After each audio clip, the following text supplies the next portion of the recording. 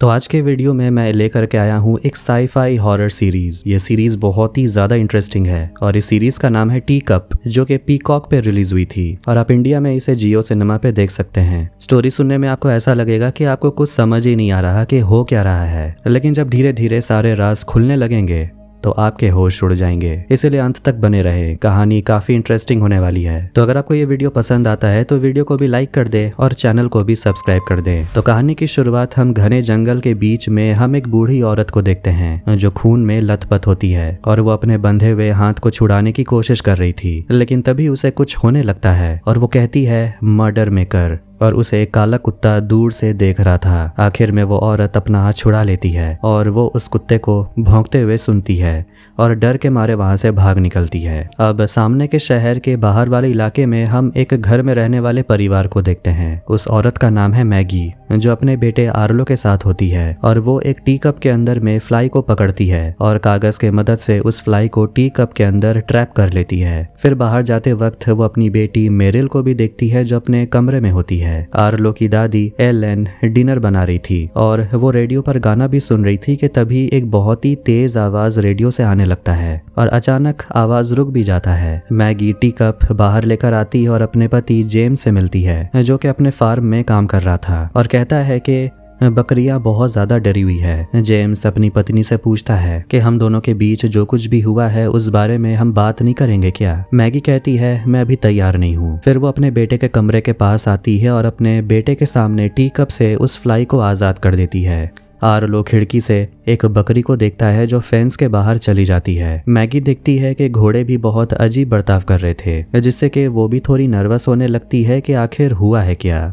फिर वो घर के अंदर चली जाती है और बकरी को फॉलो करते हुए आर्लो फेंस क्रॉस करके जंगल में चला जाता है और बकरी को ढूंढने लगता है, लेकिन वहां जंगल में कोई तो था जिसके हाथ में खून लगा हुआ था। डिनर बनाते वक्त मैगी अपने मदर इन लॉ एलेन से बात करती है और कहती है कि मैं बहुत खुश हूँ कि आप यहाँ पर आ गई हो। एलेन कहती है कि मैं अपने घर पर अकेली थी, इसीलिए मुझे यहाँ अच्छा लग रहा है। मैगी कहती है कि मुझे वो नहीं कहना चाहिए था आपसे जो मैंने कहा। एलेन उन पुरानी बातों को पहले ही भूल चुकी है और अब दोनों के बीच कोई प्रॉब्लम नहीं है। डिनर के लिए मैगी अपने बेटे को ढूंढने लगती है, पर वो अपनी बेटी से पूछती है तुम्हारा भाई है कहाँ, तो वो भी कहती है मुझे नहीं पता। जैसी वो नीचे आती है तो एलेन कहती है कि मैंने आर्लो को देखा बाहर जाते हुए। तभी उनके घर के पास उनके पड़ोसी पहुंच जाते हैं। उस परिवार में है रूबेन, उसकी पत्नी वैलेरिया और उनका बेटा निकोलस। इधर रूबेन बताता है कि उसका घोड़ा घायल हो गया है और वो बहुत ज्यादा डरा हुआ था। मैगी जो जानवरों की डॉक्टर है वो उस घोड़े को क्लिनिक में लाने के लिए कहती है, मगर वो अभी टेंशन में थी क्योंकि उसका बेटा भी मिल नहीं रहा। मैगी रूबेन से कहती है पता नहीं सारे जानवर बहुत अजीब बर्ताव क्यों कर रहे हैं,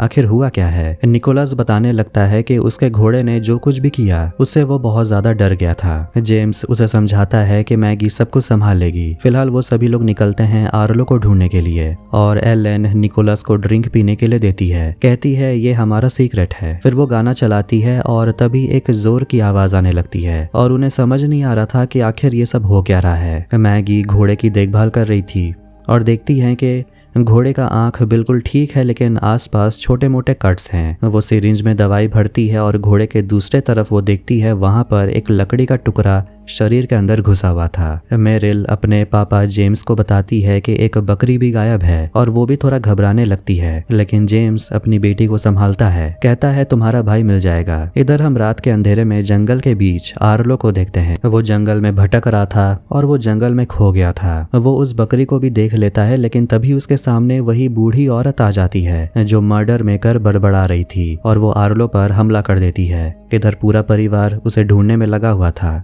और निकोलस मेरिल से बातें करने लगता है, कहता है तुम्हारे पेरेंट्स बहुत ही अच्छे हैं, ऐसे सिचुएशन में भी खुद को बहुत शांत रखते हैं। मेरिल कहती है कि मेरे मॉम डैड हमेशा एक दूसरे से झगड़ते रहते हैं, मेरा भाई गायब है, मेरी दादी ड्रिंक करती है, उन्हें बीमारी है, हाँ मेरा परिवार बहुत अच्छा है।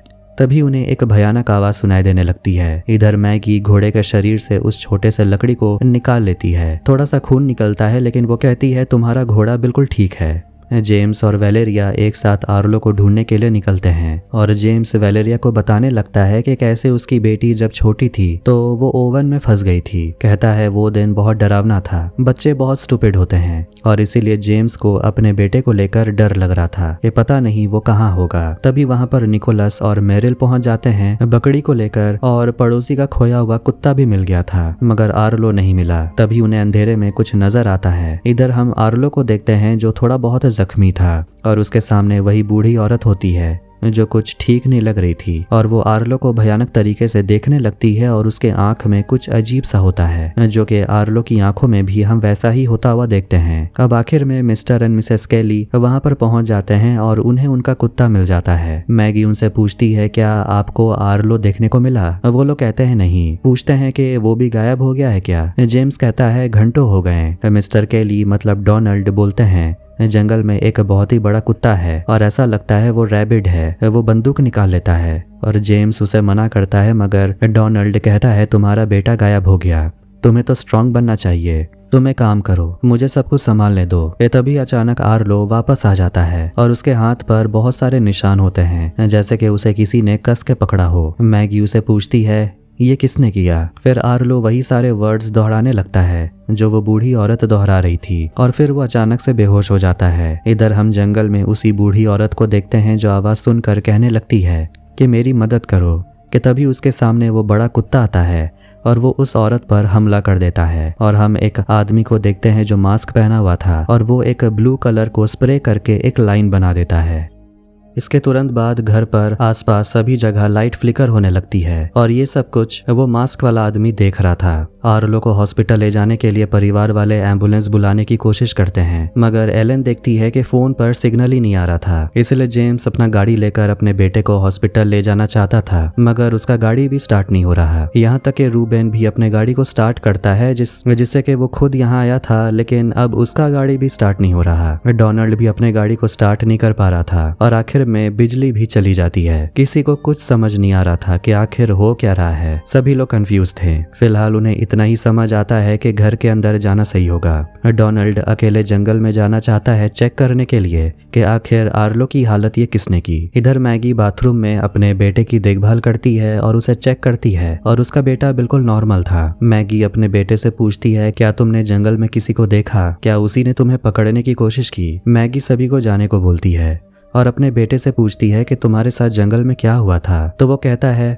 मुझे खुद नहीं पता लेकिन मुझे एक बात पता है कि हमें यहाँ से जाना होगा जितना जल्दी हो सके। फिर वो मर्डर मेकर बड़बड़ाने लगता है और भागने की कोशिश करता है मगर मैगी आर्लो को पकड़ लेती है और उसे शांत करती है। आर्लो से धक्का लगने के वजह से निकोलस के सिर में चोट लग जाती है। मिसेस केली मतलब के क्लेयर अपने घर जाकर 911 कॉल करना चाहती थी। शायद उनके वहाँ लैंडलाइन काम कर रहा होगा मगर एलन उसे मना करती है। कहती है शायद अकेले जाना सही नहीं होगा। फिर वो आर्लो के बारे में पूछने लगती है कि उसके हाथ में वो चोट कैसे लगी, क्या उसने वो खुद के साथ किया होगा। एलन कहती है वो खुद के साथ ऐसा कभी नहीं करेगा। एलन बताने लगती है कि बचपन में एक बिल्ली के खरोचने के वजह से उसे तेज बुखार आ गया था लेकिन अगले दिन सब कुछ ठीक हो गया और ऐसे ही अजीब अजीब चीजें होते रहती है। मेरिल निकोलस के सिर पे लगे चोट पर दवाई लगाती है और जो कुछ भी हो रहा था उसे निकोलस बहुत ज्यादा डरा हुआ था। रूबेन जेम्स से बात कर रहा था और उसे भी लगता है कि जरूर आर्लो जंगल में उसने कुछ तो देखा और उसी के वजह से ये सब कुछ हो रहा है। पावर कट ऑफ हो रहा है, जानवर अजीब बर्ताव कर रहे हैं, गाड़ी स्टार्ट नहीं हो रहा, फोन में सिग्नल भी नहीं आ रहा और वो लोग सोचते हैं कि हो सकता है ये एक तरह का इलेक्ट्रोमैग्नेटिक पल्स हो। तभी उन्हें बाहर में एक गाड़ी दिखती है और वो उस मास्क पहने हुए आदमी का होता है। दोनों भागते हुए मदद के लिए आते हैं और मास्क वाला आदमी बाहर निकलता है और उन्हें रुकने को बोलता है और उन्हें जमीन पर बनाया हुआ लाइन दिखाता है जो कि ब्लू कलर का था और उन्हें कहता है लाइन को क्रॉस मत करना।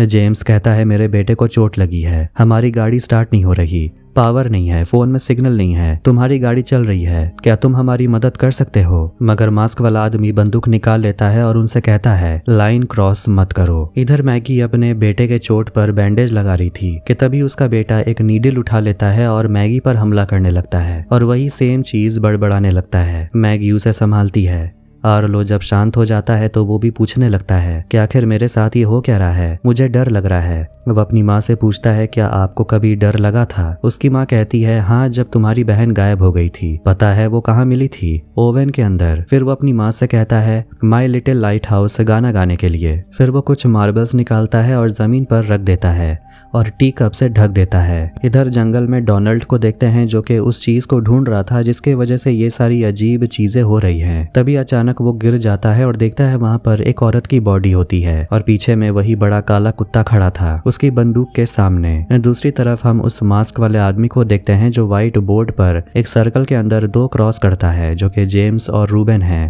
और सर्कल ब्लू लाइन है। तभी डोनाल्ड वहां तक पहुंच जाता है लेकिन उसके पीछे काला कुत्ता पड़ गया था। वो कुत्ता उस पर हमला कर देता है मगर डोनाल्ड किसी तरह उस कुत्ते को दूसरी तरफ फेंक देता है, मतलब के ब्लू लाइन के दूसरी तरफ, और वो कुत्ता कुछ सेकंड्स में ही पिघल कर मर जाता है जिसे देखकर सभी लोग हैरान हो गए थे। मास्क वाला आदमी उन्हें फिर से दोहराता है लाइन क्रॉस मत करना और किसी पर भरोसा मत करना। बस ये कहकर वो वहां से चला जाता है। घर के अंदर सभी लोगों ने गन शॉट सुना। क्लेयर बाहर जाना चाहती थी अपने पति को ढूंढने के लिए। वेलेरिया मना करती है लेकिन क्लेयर अपने घर जाना चाहती थी ताकि वो लैंडलाइन से 911 कॉल कर सके और वो बाकियों की बात नहीं सुनती। इसीलिए वेलेरिया उसे लाइट देती है और क्लेयर वहां से चली जाती है। जेम्स और बाकी लोग देखते हैं क्लेयर घर जा रही थी, इसलिए वो लोग दौड़ कर जाते हैं उसे रोकने के लिए क्योंकि अगर वो लाइन क्रॉस करेगी तो उसकी भी वहीं पर मौत हो जाएगी। क्लेयर का कुत्ता भाग जाता है और वो लोग क्लेयर को बोलते हैं लाइन क्रॉस मत करो, मगर वो लाइन की दूसरी तरफ चली जाती है। डोनाल्ड अपनी पत्नी को पकड़ने के लिए अपना हाथ आगे बढ़ाता है जिससे कि उसका थोड़ा सा हाथ पिघल जाता है और उसकी पत्नी वो तो भयानक मौत मरती है। आर्लो डिक्शनरी उठाता है और उसमें वो ट्रैप वर्ड की तरफ पॉइंट करता है। कहता है कि उसने कहा था हमें छुपना होगा। मैगी पूछती है किसने कहा था? वो कहता है वो आदमी मेरे दिमाग में है, उसने कहा हमें छुपना होगा क्योंकि वो आ रहा है और उसके रास्ते में जो भी आता है वो मारा जाता है। मैगी ये सब सुनकर शॉक्ड हो गई थी और उसे कुछ समझ ही नहीं आ रहा था। अब सुबह हो जाती है और डोनाल्ड अपनी मरी हुई पत्नी के सामने ही बैठा होता है। जेम्स यकीन नहीं कर पा रहा था कल रात जो कुछ भी हुआ और वो उठकर अपने बेटे को चेक करने के लिए जाता है और आर्लो के साथ निकोलस भी सोया हुआ था और टी कप वैसे का वैसे ही रखा हुआ था। मैगी भी सोकर उठती है और उसकी भी नजर जाती है क्लेयर पर जो मर चुकी थी और वो अपनी बेटी को जगाती है और उसे समझाती है कि मैं चाहती हूँ कि तुम अपने भाई को संभालो। मेरिल अपनी माँ से कहती है 5 मिनट उसके साथ ही सोने के लिए और उसे भी पता है क्लेयर के साथ क्या हुआ और वो जानना चाहती है कि आखिर यहाँ चल क्या रहा है, लेकिन ये तो मैगी को भी नहीं पता है। जेम्स अपनी पत्नी को बताने लगता है कि मास्क वाले आदमी ने उन लोगों से क्या कहा, उन्हें लाइन क्रॉस नहीं करना है और उन्हें किसी पर भरोसा भी नहीं करना है। वो लोग बाहर जाने का रिस्क लेना चाहते हैं। मैगी अपने पति से कहती है रूबेन को अपने साथ ले जाने के लिए क्योंकि उन्हें नहीं पता कि बाहर उन्हें किसका सामना करना पड़ जाए। जेम्स मना करता है मगर मैगी कहती है क्यों, क्या हुआ? जिसकी पत्नी के साथ तुम सेक्स कर रहे थे उस आदमी के साथ तुम जाना नहीं चाहते? और ये सब कुछ रूबेन अंदर कमरे से सुन रहा था। जेम्स कहता है जो कुछ भी हो रहा था वो अब खत्म हो चुका है।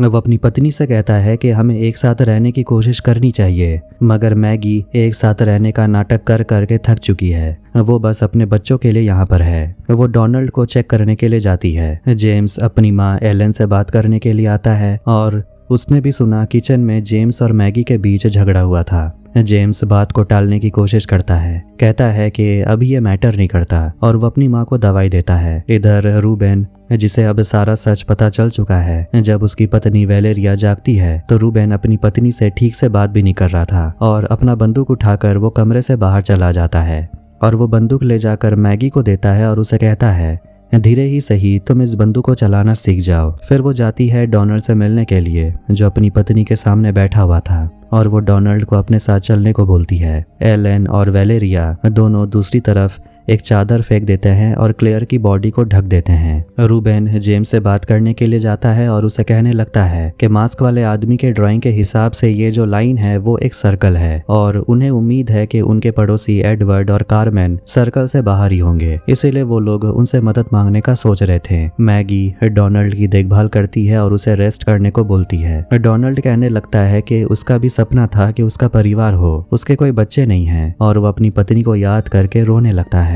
और वो मैगी को कहता है जंगल में एक बॉडी है घोड़े पर बैठकर जेम्स और रूबेन अपने पड़ोसी को ढूंढने के लिए निकलते हैं और जंगल में उन्हें एक सांप देखने को मिलता है जो भी लाइन क्रॉस करने के चक्कर में मारा गया।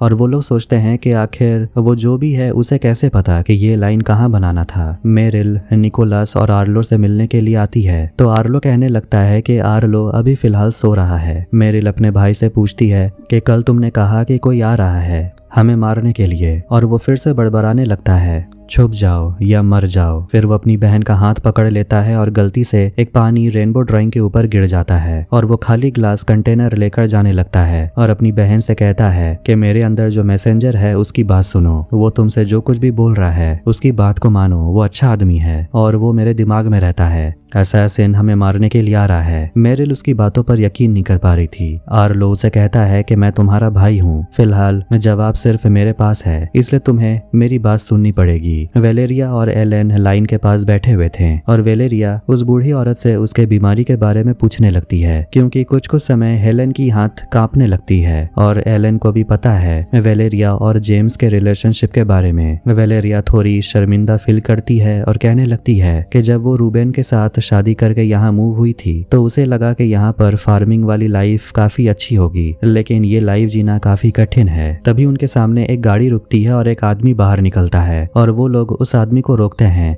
कहते हैं लाइन क्रॉस मत करना, मगर वो आदमी लाइन क्रॉस करके अंदर आ जाता है और उसे कुछ भी नहीं होता।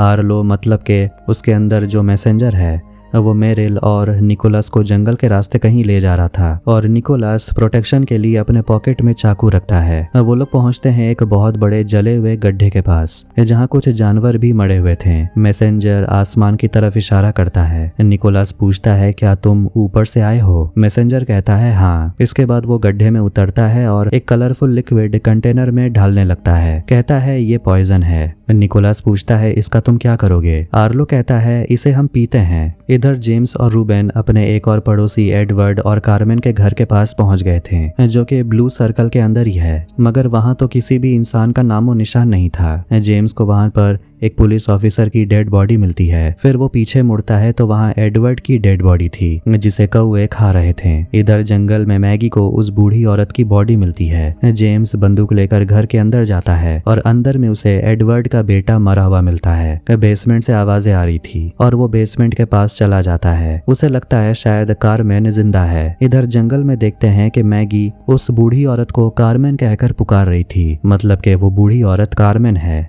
इधर एडवर्ड के घर में बेसमेंट के अंदर से कोई जेम्स को पकड़ के अंदर खींच लेता है। जंगल में मैगी कार्मेन के पास जो बंदूकें पड़ी हुई थी उसे उठाकर वहां से चली जाती है। आर्लो मतलब के उसके अंदर जो मैसेंजर है वो दोनों को बताता है कि इस लिक्विड को पीने के बाद कोई भी ब्लू लाइन को क्रॉस करके जा सकता है, मगर ये पॉइजन है, इसे अगर ज्यादा पी लिया तो मौत हो जाएगी। इधर वो आदमी एलेन और वेलेरिया को बताने लगता है कि यहाँ जो कुछ भी हो रहा है इसका कोई ना कोई एक्सप्लेनेशन तो है, लेकिन फिलहाल आप लोगों को यहाँ से सेफ जगह ले जाना जरूरी है। फिर वहाँ मैगी आ जाती है और एलेन उसे बताती है कि यह आदमी लेफ्टिनेंट ओल्सन है और वो लेफ्टिनेंट बताने लगता है कि उसका काम था कार्मेन को ढूंढकर उसे आइसोलेट करना, क्योंकि पता चला वो एक दिन गायब हो गई और उसे बीमारी है। सभी को लगने लगता है कि जरूर कार्मेन के साथ जो भी हुआ है वो उस ब्लू लाइन से कनेक्टेड है। लेफ्टिनेंट कहने लगता है कि अगर कोई भी कार्मेन से मिला तो ये बहुत बड़ी प्रॉब्लम है। वेलेरिया कहने लगती है कि आर्लो तो जंगल में शायद कार्मेन से ही मिला था और उस औरत से मिलने के बाद ही वो अजीब बर्ताव करने लगा। लेफ्टिनेंट आर्लो से बात करना चाहता था, मगर मैगी को उस आदमी पर भरोसा नहीं था और वो वेलेरिया को बंदूक देती है और कहती है कि बच्चे लोग बाढ़ में हैं और लेफ्टिनेंट को अपने साथ लेकर चली जाती है। वेलेरिया सोचती है कि आखिर मैगी कर क्या रही है। हेलेन कहती है पता नहीं, लेकिन तुम्हें याद तो होगा कि हमें किसी पर भरोसा नहीं करना है। मेरिल निकोलस से पूछती है क्या वो सच में उसे पसंद करता है। निकोलस कहता है वो बचपन से मेरिल को पसंद करता है और ये समय सही है बताने के लिए, क्योंकि पता नहीं कल हो या ना हो। मेरिल आर्लो से बात करती है, उसे पूछती है क्या वो मैसेंजर आउटर स्पेस से आया है। वो कहता है हाँ, और क्या असैसिन ने मैसेंजर को ट्रैप करने के लिए ये ब्लू लाइन बनाया है। आर्लो कहता है हाँ, लेकिन सवाल ये है कि आखिर मैसेंजर को वो ट्रैप क्यों करना चाहता है। आर्लो कहता है मैसेंजर एक सीक्रेट मिशन में है। तभी उन्हें एक गाड़ी की आवाज सुनाई देती है। मैगी लेफ्टिनेंट से पूछती है कि आखिर तुम अकेले यहाँ क्या कर रहे हो, तो वो कहता है हम लोग अकेले ही काम करते हैं, और वो ब्लू लाइन की दूसरी तरफ वाइब्रेशन के बारे में बताता है जो किसी भी जिंदा लोगों के कॉन्टेक्ट में आने से उसे मार डालता है और वो सिग्नल और पावर को को भी अफेक्ट करता है। मैगी लेफ्टिनेंट को ऊपर लाती है और उसे पूछती है कारमैन के हाथों पर स्ट्रगल के निशान थे, क्या हुआ था उसके साथ? तुम या तो झूठ बोल रहे हो या तो कुछ छुपा रहे हो। लेफ्टिनेंट उसे कहता है तुम स्मार्ट हो लेकिन इसका कोई फायदा नहीं होने वाला क्योंकि तुम लोगों को बचाने कोई नहीं आने वाला। लेफ्टिनेंट उसकी तरफ बढ़ने लगता है और मैगी बंदूक से उस पर हमला कर देती है। इसके बाद हम देखते हैं कि लेफ्टिनेंट को वो लोग बांध देते हैं और उसके सामान को चेक करते हैं और उन्हें ये तो समझ आ गया था कि ये कोई लेफ्टिनेंट तो नहीं है जैसा कि वो बोल रहा था। कारमैन के हाथों को बांधा गया था और इस आदमी के पास भी जिप टाई है। वेलेरिया अपने और जेम्स के बारे में बात करती है, पूछती है क्या तुम्हें पता था? मगर अब सब कुछ खत्म हो चुका है और अगर तुम मुझसे नफरत करती हो तो कोई बात नहीं। वो कहती है मैं तुमसे नफरत नहीं करती बल्कि मुझे तुम्हारे लिए बुरा लगता है। मुझे लगा था तुम अच्छी इंसान हो लेकिन तुम नहीं हो। तभी उस आदमी ओल्सन को होश आता है और वो मैगी से कहता है अपने बेटे को मेरे पास लाओ, समय बहुत कम है। मैगी वहां से चली जाती है और वेलेरिया को अकेले पाकर वो उसे डराने लगता है। कहता है मेरा हाथ खोलो, सिचुएशन और खराब हो जाएगा तो मैं चाह कर भी कुछ नहीं कर पाऊंगा। फिर वहाँ एलेन आती है और वेलेरिया उसे बंदूक देती है और खुद बाहर चली जाती है। इधर मैगी बहुत ज्यादा डरने लगती है और क्लिनिक में आती है और डोनाल्ड उसे संभालता है और उसे हिम्मत देता है। फिर जंगल में हम तीनों को देखते हैं और उन्हें मास्क वाला आदमी देखने को मिलता है जो बोर्ड लेकर खड़ा था जिसमें लिखा हुआ था लाइन क्रॉस मत करना।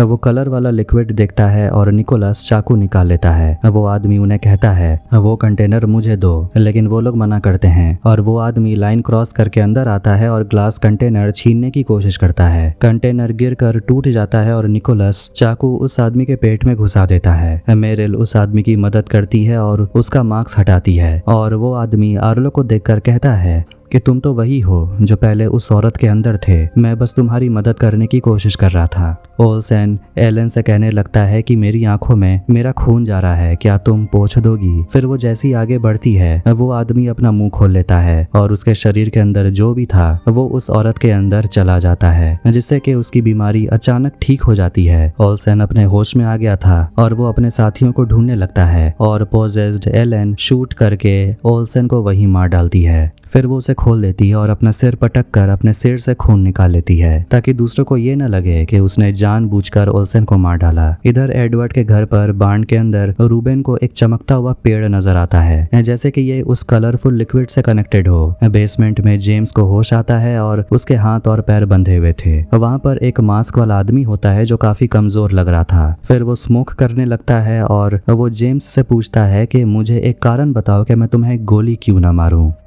अजीब से पेड़ को देखे ही जा रहा था जैसे कि वो उसे हिप्नोटाइज हो गया हो और वो पेड़ की तरफ आगे बढ़ने लगता है। वो अपना हाथ आगे बढ़ाता है और उसके हाथ पर एक स्पाइडर आकर बैठ जाता है और जैसे ही वो स्पाइडर उस पेड़ पर जाता है उसके टुकड़े टुकड़े हो जाते हैं। बेसमेंट में उस लड़के को लग रहा था जेम्स उसे मारने के लिए आया है लेकिन जेम्स उसे कहता है मेरा बेटा बीमार है और एक मास्क वाला आदमी मेरे घर के सामने आया था। वो लड़का कहता है वो जरूर मैकनैब होगा। जेम्स उसे ब्लू लाइन के बारे में बताता है, कहता है कि उसे क्रॉस करोगे तो मर जाओगे। वो लड़का हंसता है और कहता है कि अगर तुमने सच में मैकनैब को देखा इसका मतलब ये हुआ कि मामला इतना सिंपल तो नहीं है जितना दिख रहा है। कहानी जाती है फ्लैशबैक में। दरअसल उस लड़के का नाम होता है ट्रेविस और वो बार में बारटेंडर की नौकरी करता था और वहाँ अक्सर मैकनैब दारू पीने के लिए आता था और वो ट्रेविस के साथ साइंस से जुड़ी हुई बातें करता था, अजीब अजीब बातें करता था एलियंस के बारे में और वो ट्रैप के बारे में बात कर रहा था। कहता है कि वो लोग आएंगे। एक लड़का पूछता है वो कौन? मैकनैब ऊपर की तरफ उंगली करता है,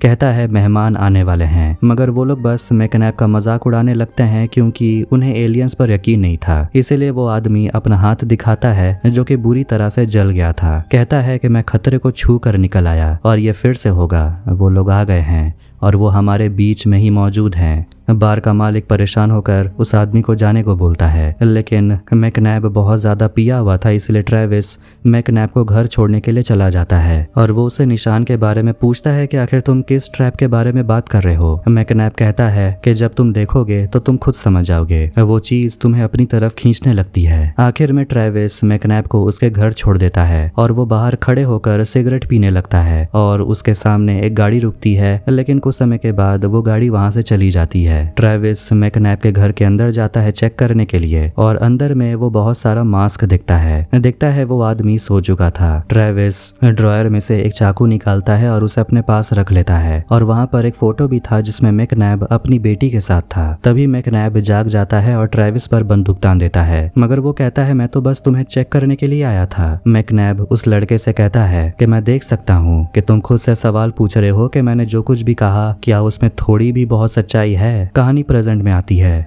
जेम्स बोलता है कि मैं कोई एलियन नहीं हूँ। ट्रेविस थोड़ा कमजोर हो गया था। जेम्स कहता है मेरी बीवी डॉक्टर है, वो तुम्हारी मदद कर सकती है। ट्रेविस हताश होकर बैठ जाता है, कहता है कि मैं बस अपनी लाइफ को कंट्रोल करना चाहता था, लेकिन मैं कहाँ फंस गया। फिर फ्लैशबैक में देखते हैं ट्रेविस उस बूढ़े आदमी के घर के ऊपर एक एंटीना लगाता है। मैकनैब ट्रेविस को हर दिन एलियन, स्पेसशिप, इन सारे चीजों के बारे में बताते रहता है। कहता है कि उन्हें तैयार रहना होगा। वो बताता है कि एलियन असली में दिखाई नहीं देते। वो जब यहाँ लैंड करते हैं तो वो इंसानों के शरीर के अंदर रहते हैं जिन्हें वो होस्ट कहते हैं और वो समय के साथ होस्ट बदलते रहते हैं। वो मीटियोर की मदद से पृथ्वी पर आते हैं। एलियन अच्छे भी होते हैं, बुरे भी, और जैसे ही कोई अच्छा एलियन नजर आता है बुरा एलियन उसे मार गिराता है। अब इतनी सारे बातों से इतना समझ आ गया था कि आर्लो के अंदर जो एलियन है वो गुड एलियन है और उसकी दादी एलन के अंदर जो एलियन है वो बुरा एलियन है। फिर वो आसमान में मीटियोर्स देखते हैं और सोचते हैं कि इसी तरीके से वो लोग आते हैं। तभी वहां पर फिर से एक गाड़ी रुकती है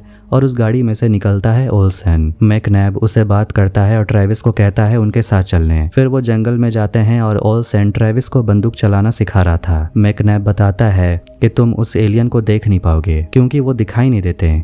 तुम गोली चलाओगे और वो अपना होस्ट बदल लेंगे, लेकिन तुम्हें समझना पड़ेगा कि आखिर होस्ट कौन है। वो ट्रेविस को एक औरत की तस्वीर दिखाते हैं जिसका नाम मैरी होता है। कहते हैं कि असली में इसके अंदर एक एलियन है, एक बुरा वाला एलियन। देखने में लगता है ये कोई नॉर्मल औरत है। ओल्सन बताता है कि 2 साल तक वो औरत नॉर्मल रूटीन फॉलो कर रही थी, लेकिन 2 हफ्ते पहले वो एक्टिव हो गई। वो बंदूक खरीदी है, जिप टाइज खरीदी है, बाकी के गियर्स भी, जैसे कि वो किसी चीज की तैयारी कर रही हो। मैरी का बिहेवियर, मीटियोर्स का गिरना, ये संकेत है कि और भी एलियंस आने वाले हैं और वो तीनों एलियन से लड़ने के बारे में सोच रहे थे। इधर शाम के समय ट्रेविस मैकनैब से पूछता है कि आखिर उसे इन एलियंस के बारे में कैसे पता चला। तो वो बताता है कि 10 साल पहले उसकी बेटी एलिसा जंगल में टहलने के लिए गई थी, लेकिन वापस नहीं आई। उसने 911 कॉल करने की कोशिश की, लेकिन फोन भी काम नहीं कर रहा था। वो कहता है कि उस रात उसके दरवाजे पर एक बुरा एलियन आया था। उसका नाम था एडम, जो उसकी मदद करना चाहता था एलिसा को ढूंढने में। बताता है कि वो एलियन एक तरह का लिक्विड पीता है और उसकी बेटी को लेकर वहां से चला जाता है।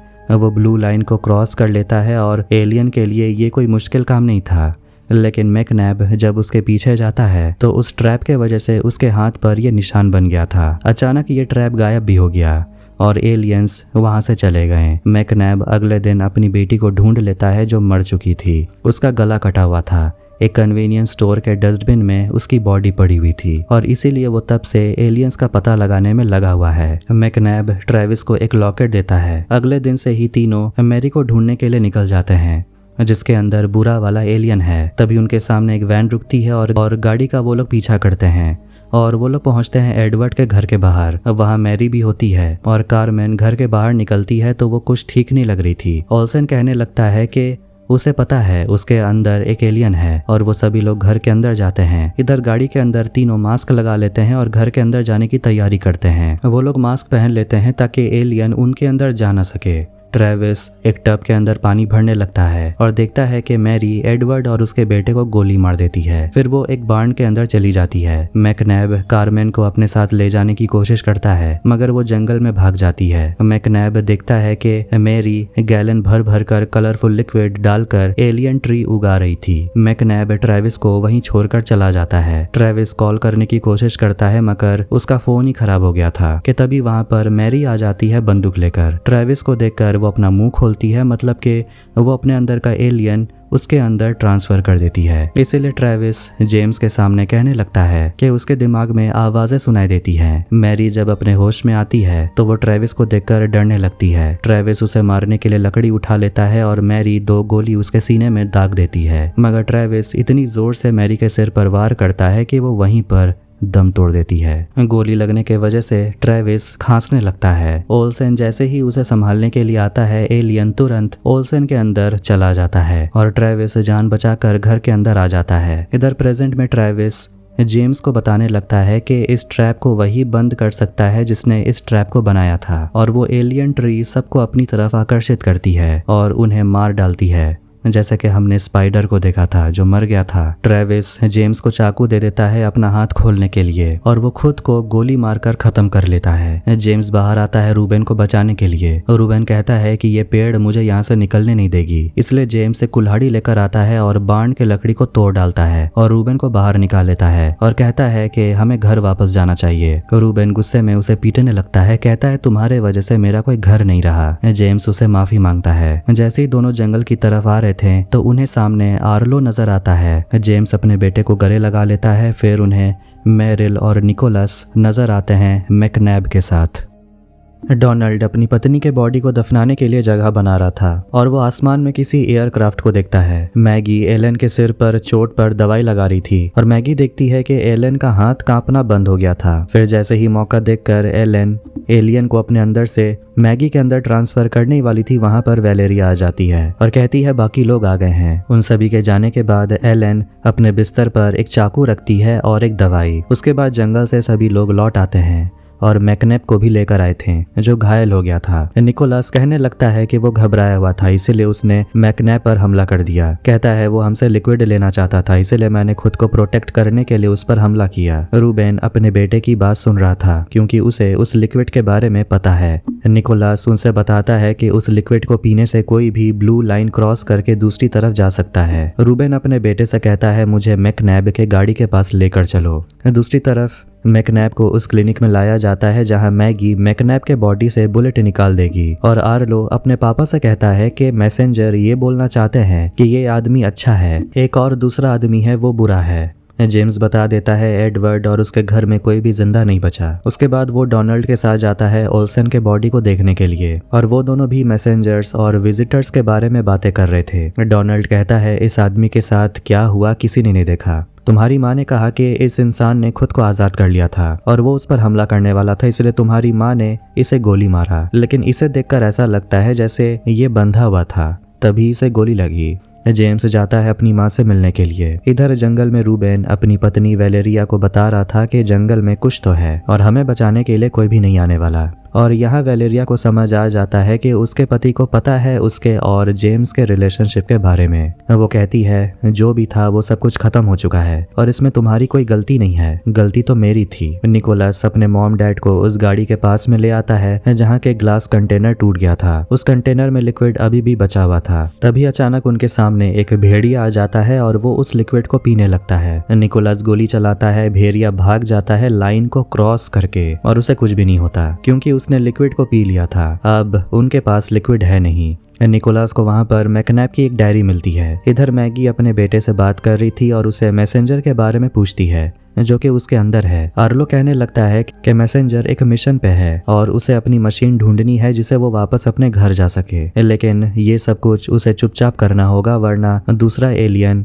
जाग जाएगा जो कि दूसरे इंसानों में छुपे हुए हैं। वो लोग पूछते हैं मशीन ऑन करने के बाद होगा क्या। मैकनैब कहता है आक्रमण की तैयारी। वो बंदूक लेकर खड़ा हो गया था। डोनाल्ड ये सब कुछ देख लेता है। जेम्स अपनी माँ को ढूंढ रहा था। मैकनैब मैगी को बताता है कि बहुत सारे एलियंस जो बुरे हैं वो फिलहाल अभी सोए हुए हैं, मगर वो धीरे धीरे जाग रहे हैं और वो इंसानियत पर हमला कर देंगे और तुम्हारे बेटे के अंदर जो है वो हमारी जीने की आखिरी उम्मीद है, इसीलिए उसे मेरे साथ चलना होगा। वो कहता है मुझे नहीं पता मुझे किस पर भरोसा करना चाहिए। मैगी कहती है मैंने तुम्हें ठीक किया, कम से कम मुझ पर तो कर सकते हो। जेम्स वहां पर आता है, कहता है ट्रेविस ने मुझे सब कुछ बता दिया, वो मर चुका है, ओल्सन भी मर चुका है। और ये सुनकर मैकनैब गुस्से में आ जाता है और जैसे ही डोनाल्ड अंदर आता है वो डोनाल्ड पर गोली मार देता है। जेम्स उसे लड़ने की कोशिश करता है मगर मैकनैब वहां से भाग निकलता है। डोनाल्ड बुलेट प्रूफ वेस्ट पहना हुआ था जिस वजह से उसकी जान बच गई। अब रात हो हो जाती है और सभी लोग दरवाजा लॉक करने लगते हैं, मगर एलन अपने घर पर थी ही नहीं। मेरिल अपने पापा जेम्स से पूछती है, क्या सच में आपको लगता है कि दादी के अंदर एलियन है और आर्लो के अंदर एक मैसेंजर है जो अच्छा है और दादी के अंदर जो एलियन है वो बुरा है। इधर मैगी उस मैसेंजर से कहती है कि क्या तुम मेरे अंदर आ सकते हो, तुम आ जाओगे तो सेफ रहोगे, लेकिन आर्लो मना करता है, कहता है कि मैं आर्लो के अंदर ही रहूंगा ताकि तुम, मेरिल, जेम्स सभी मिलकर मुझे प्रोटेक्ट कर सके। फिर निकोलस अंदर आता है और उसे भी पता चल गया है एलन के अंदर बुरा एलियन है और वो डायरी दिखाता है जो कि उसे जंगल में मिला था। इधर जंगल में सभी लोग मिलकर मैकनैप को ढूंढ रहे थे। इधर कमरे के बाहर से अजीब आवाजें आ रही थी, इसलिए मैगी लाइट लेकर बाहर निकलती है। जेम्स क्लिनिक में आवाज सुन रहा था, लेकिन ये तो बस डोनाल्ड का कुत्ता था। और दूसरी तरफ डोनाल्ड को एलन मिल जाती है और सभी लोग एलन को चेयर से बांध देते हैं, लेकिन वो कहने लगती है कि मेरे अंदर कुछ भी नहीं है, ऐसा लगता है कि उसने मुझे छोड़ दिया या फिर वो मेरे अंदर ही कहीं छुपा हुआ है, मुझे खुद नहीं पता। मैगी एलन के हाथों को खोल देती है। फिर वो सभी लोग प्लान बनाते हैं कि वो एक दूसरे पर ही नजर बनाए रखेंगे, पता करने के लिए कि एसासिन मतलब कि बुरा एलियन किसके अंदर है, और आर्लो वाले कमरे में कोई भी नहीं जाएगा ताकि वो सेफ रहे। निकोलस सभी को आकर बताता है जो उसे डायरी से पता चला कि अगर उन्हें पता चल गया एसासिन किसके अंदर है तो वो लोग एसासिन को उस इंसान के अंदर से निकाल सकते हैं, उन्हें पानी में डुबोकर। इसलिए हमने एडवर्ड के घर के बाहर ट्रेविस को देखा था पानी भरते हुए। अगली सुबह मैकनैप को जंगल में होश आता है और वो ब्लू लाइन के सामने पहुंच गया था जिसे वो क्रॉस नहीं करता, और वो पहुंच जाता है एडवर्ड के घर के सामने जहां वो कुछ नए कपड़े पहन लेता है, लेकिन अभी तक उसका घाव ठीक नहीं हुआ था। अब वो बेसमेंट में जाता है और वहां उसे उसका साथी ट्रेविस मरा हुआ मिलता है। मैगी डूबने वाले इंसान को कैसे बचाया जाए उसके बारे में इंस्ट्रक्शंस पढ़ रही थी। वो बाहर आती है तो देखती है निकोलस आर्लो के कमरे के बाहर ही बैठा हुआ था और वेलेरिया आर्लो के लिए खाना तैयार कर देती है। जैसे ही मैगी नीचे आती है तो वो एलन को सुनती है कहते हुए कि कोई उसके दिमाग में था जो उसे बस ऑर्डर दिए जा रहा था और अभी उसके हाथ कांप रहे हैं, मतलब शायद अब सच में उसके अंदर एलियन नहीं है, तो मतलब अब एलियन किसके अंदर है ये तो बाद में पता चलेगा। इधर बाहर में जेम्स, रूबेन, डोनाल्ड आग जलाते हैं इस उम्मीद में कि कोई तो धुएं को देखकर उनकी मदद के लिए आएगा, मगर रूबेन को इससे कोई उम्मीद नहीं है और उन दोनों को लगने लगता है कहीं रूबेन के अंदर ही तो एलियन नहीं है, क्योंकि वो कुछ ज्यादा ही गुस्सा लग रहा था। मैगी वहां पर आती है पर मैगी और जेम्स स्मोकिंग करने लगते हैं और वो लोग मैकनैप के बारे में बात कर रहे थे। मैगी कहती है कि वो हम पर गोली नहीं चलाना चाहता था और वो उसे इंस्ट्रक्शंस देती है, कहती है कि हम किसी को डुबाने नहीं वाले, ये काफी रिस्की है। रूबेन कंटेनर में तेल भर रहा था।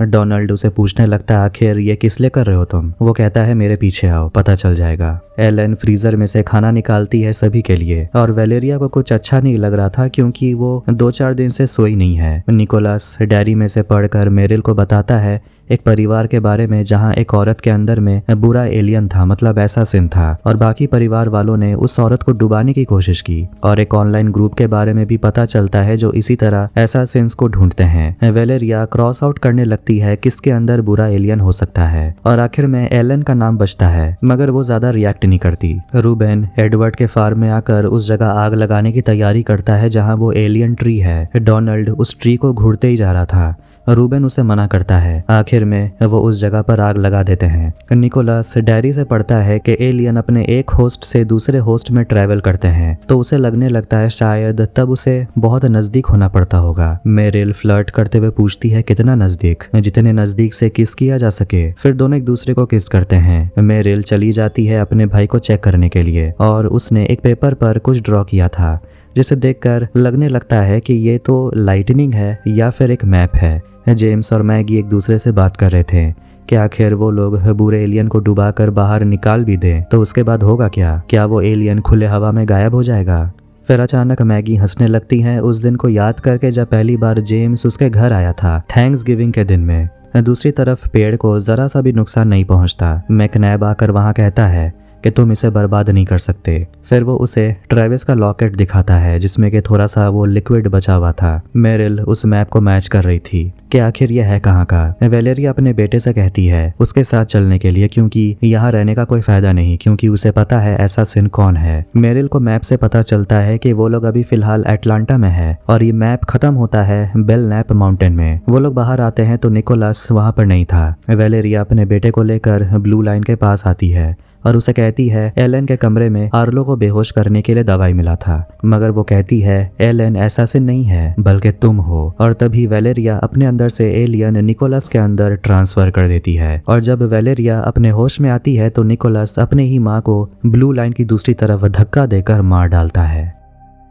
हम कैरोल नाम की एक औरत को देखते हैं जो अपने लिए चाय बना रही थी और वो दूसरे इलाके में रहती है। उसके बाद वो तुरंत जंगल में चली जाती है और मिट्टी खोदकर अंदर में से एक बैग निकालती है। उसे फोन आता है और कैरोल कहती है हाँ मुझे मिल गया, अब मुझे बताओ मैकनैब कहाँ मिलेगा। इधर रूबेन ग्लव्स पहनता है और उस लिक्विड को पीकर पेड़ की तरफ जाने लगता है और लिक्विड पीने के बाद रूबेन पेड़ को छू पा रहा था और वो पेड़ के छोटे से टुकड़े को तोड़कर उस कंटेनर में डाल देता है जिससे कि वो पेड़ का वो हिस्सा मेल्ट होकर वो कलर वाला लिक्विड बन जाता है जिसे वो सभी पी पाएंगे। जेम्स और मैगी काउंट करते हैं कि उन लोगों ने कितने लोगों को खोया है। जेम्स ट्रेविस के बारे में कहने लगता है कि वो बस अपने लाइफ को थोड़ा कंट्रोल करना चाहता था। जेम्स कहता है मैं भी ऐसा ही चाहता था। वो अपनी पत्नी से पूछता है क्या हम दोनों के बीच सब कुछ पहले जैसा हो सकता है। मैगी कहती है शायद। आर्लो टी कप हटाकर सारे मार्बल्स को अलग कर देता है और सिर्फ रेड मार्बल को अलग रखता है और अपनी बहन से कहता है एक चीज हम कर सकते हैं। वो कहता है ये रेड मार्बल एसासिन है और उसे वो टी कप से ढक देता है। लेकिन मेरिल को कुछ भी समझ नहीं आ रहा था कि उसका भाई क्या कहना चाहता है। वो देखती है निकोलस उसे बाहर बुला रहा था, इसलिए वो बाहर चली जाती है अपने भाई को अकेला छोड़कर, जो उसे किसी भी कीमत पर नहीं करना चाहिए था। निकोलस उसे बताने लगता है कि उसकी माँ असली में एसासिन थी जो उस पर हमला भी की थी और कहता है कि उनके पास ये दवाई भी था और वो एक पत्थर बगल में रख देता है कि तभी अचानक वो अपने अंदर से एलियन मेरिल के अंदर ट्रांसफर कर देता है और जैसे ही वो अपने होश में आता है मेरिल पत्थर उठाकर निकोलस पर हमला कर देती है और ये सब कुछ आर्लो देख लेता है और मैगी को जाकर बताता है कि मेरिल के अंदर बुरा एलियन है। पोजेस्ड मेरिल एलन के कमरे में आती है जहां बंदूक रखा हुआ था और वो देखती है एलन आर्लो को लेकर कहीं जा रही थी। वो तुरंत नीचे आती है मगर मैगी उस पर बंदूक तान देती है। मेरिल उन्हें कहती है तुम्हें पता है ना कि मेरे लिए तुम लोग बेमतलब हो, इसलिए मुझे जो चाहिए वो मुझे दे दो। मैगी मना करती है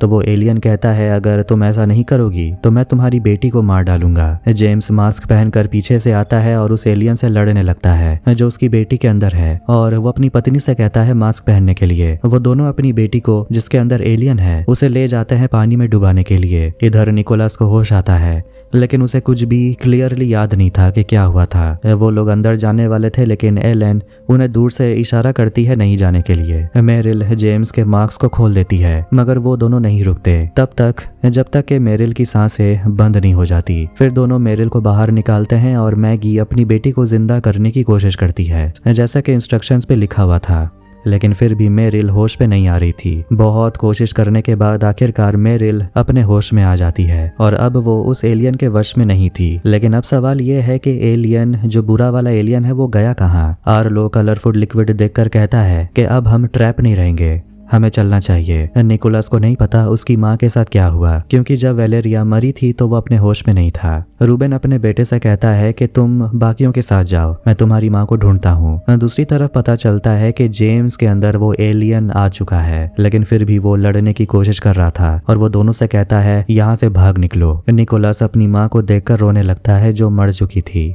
जेम्स जो अपने होश में नहीं था वो रूबेन को देखकर उसे बहुत पीटने लगता है मगर मैगी उस पर गोली चलाती है। फिर उसकी नजर जाती आर्लो पर, इसलिए वो उसके पीछे भागने लगता है। जैसे ही वो आर्लो तक पहुंचता है मैगी जेम्स को सिरिंज इंजेक्ट करके बेहोश कर देती है और वो अपने बेटे को लेकर वहां से निकलती है। आर्लो अपनी माँ से कहता है आपको याद है वो टी कप। फिर वहाँ जेम्स आता है और उनसे कहता है कि तुम लोग हार क्यों नहीं मान लेते। फिर किसी तरह जेम्स को वो लोग फ्रीजर में ट्रैप कर लेते हैं। मेरिल अपनी माँ को रोकती है क्योंकि फ्रीजर में जेम्स मर जाएगा और रूबेन फ्रीजर के ऊपर भारी बस्ता रख देता है। इसके बाद सभी लोग उस कलरफुल लिक्विड को थोड़ा थोड़ा पीते हैं और ब्लू लाइन की दूसरी तरफ चले जाते हैं। एलन पीछे ही रह जाती है मगर मैगी वादा करती है कि वो वापस जरूर आएगी। जाने से पहले वो एलन को गले लगाती है और फिर वो सभी लोग वहाँ से जाने के लिए निकलते हैं। वो सभी लोग ओल्सन के गाड़ी में बैठकर वहाँ से निकलते हैं और मैगी कहती है फिलहाल हमें फायर स्टेशन जाना चाहिए। आर्लो अपनी बहन से कहता है हमें पहले बेल नैप माउंटेन जाना होगा क्योंकि मैसेंजर को मशीन ऑन करना है तभी अचानक कैरोल उन लोगों को रोकती है और वो अपने दोस्त माइल्स के साथ थी।